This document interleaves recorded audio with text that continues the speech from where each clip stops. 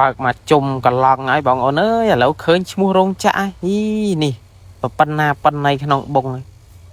អត់សូវចេះអានអង់គ្លេសទេមេអើយជាស្រ័យមើលតែក្នុងបុងថាអក្សរអង់គ្លេសហ្នឹង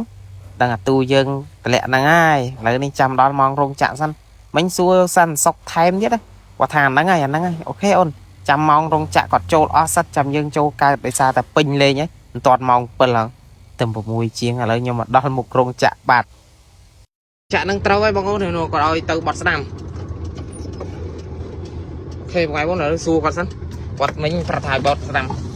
បាត់បូចូលនេះអាគី14ឯងបូអាផ្លូវឈ្មោះរោងចក្រឡើយនេះមែនអូគួរបន្តិចបត់ស្ដាំឯងបាទអូខេគាត់ប្រាប់ថាអាគារលេខ14ព្រោះរោងចក្រនេះគឺច្រើនមែនតើបងប្អូនគឺគាត់ថាច្រើនមែនតើអាគារមានច្រើនព្រោះផ្លូវចូលតែមួយទេតែរោងចក្រគឺដាក់ចូលគ្នាច្រើនមែនទែនដូចតំបន់សេដ្ឋកិច្ចអញ្ចឹងខ្ញុំមកមិញចូលម្លង3 4អាគារហើយឥឡូវគាត់ថាហួរអារោងចក្រនេះបត់ស្ដាំអូខេបងប្អូនហួរអារោងចក្រហ្នឹងបត់ស្ដាំបានសាន់សុកគាត់ជួយប្រាប់អញ្ចឹងស្រួលតិចនេះបងប្អូននេះហួរអាគារនេះមួយបត់ស្ដាំនេះបងប្អូននេះព្រោះមានផ្លូវទៅធួងមួយទៀត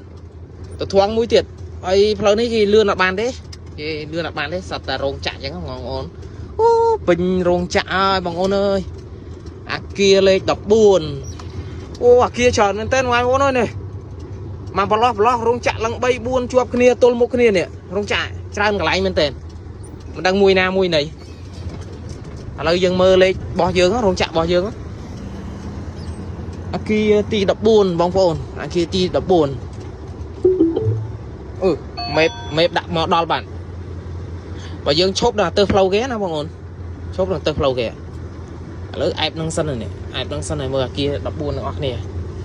ចាប់ហើយរត់ទៅទិញទឹកសិនបងប្អូននេះទិញទឹកផឹកសិនអត់មានទឹកផឹកទេអែបនឹងសិនទៅសួរ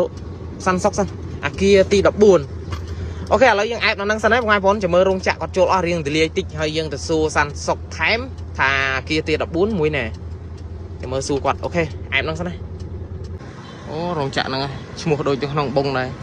នេះបងប្អូននេះដល់ហើយវិលអត់សូវចេះអានអង់គ្លេសទេបងប្អូនឥឡូវយើងដល់មុខរោងចក្រហើយចាំកម្មកគាត់ចូលអស់សិនដោយសារតែពូគាត់ថាចាំកម្មកចូលអស់សិនចាំយើងបើកចូលចេះឈប់ទិញទឹកទៅសួរគាត់អីចាប់អត់អើយដល់រោងចក្របងប្អូនចេះសួរទឹកទៅឃើញឈ្មោះរោងចក្រនៅនឹងស្រេចអែមឥឡូវយើងចុះទៅទិញទឹកមិញហ្នឹងក៏ឆ្លៀតមើលឃើញរោងចក្រហើយឈ្មោះដូចគ្នាបងប្អូននេះឈ្មោះដូចនៅក្នុងបុកណាតែអញ្ចឹងរោងចក្រហ្នឹងហើយនេះបងប្អូននេះឈ្មោះដូចអង់គ្លេសនេះឈ្មោះរោងចក្រខ្ញុំអត់សូវចេះអានអង់គ្លេសទេឈ្មោះដូចគ្នាហើយសួរសាន់សុកគាត់ថាចាំពេលរោងចក្រគាត់ចូលអស់សិនចាំគាត់ហៅចូលឥឡូវយើងអែបចាំគាត់នៅនេះសិនហើយចាំមើលរោងចក្រគាត់ចូលអស់ចាំយើងចូលបងប្អូនអូខេដឹងរោងចក្រហើយស្គាល់ឯងរោងចក្រស្រួល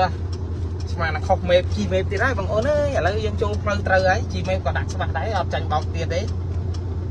រត់ភ័យខ្លាចទៅខ្សែភ្លើងគេទេមិនតែយើងទូ20អញ្ចឹងអត់អីទេបងប្អូនអត់ដូចទូខ្សែទេទូខ្សែវាខ្ពស់ជាងទូ20អញ្ចឹងស្រួលហើយអត់ទៅហើយអែមដល់ហើយចាំមើលគាត់ហៅចូលទាំងអស់គ្នាបាទបាយ